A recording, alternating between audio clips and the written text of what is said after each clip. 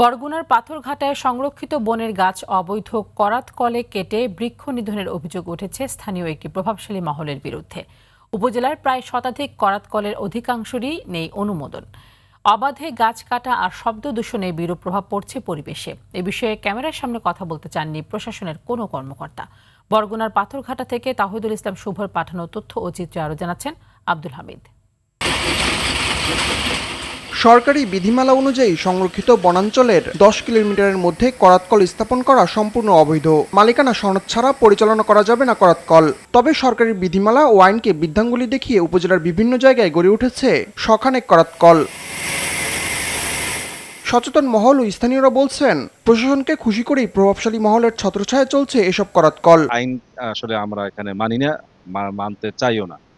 প্রভাবশালী মহল কিন্তু এটা করে অনিবন্ধিত বা বেআইনি ভাবে এরকমের করাতকল দিয়ে বন উজাড় করে, তাহলে আমরা একদিন আরো ঝুঁকির মধ্যে পড়বো। বন বিভাগ এবং প্রশাসন ভূমিকা রাখার কথা।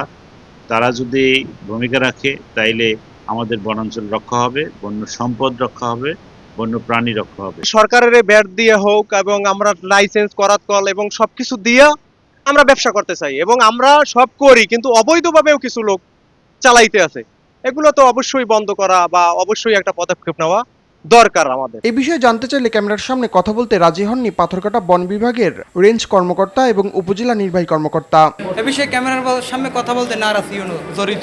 অবৈধ করাতকলের ইঞ্জিনের বিকট শব্দ আর ধুলোবালিতে হুমকির মুখে পড়ছে স্থানীয়দের জনস্বাস্থ্য।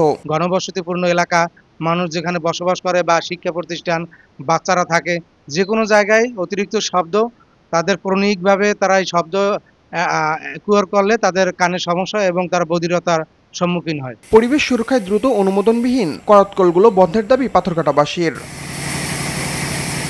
আব্দুল হামিদ, RTV।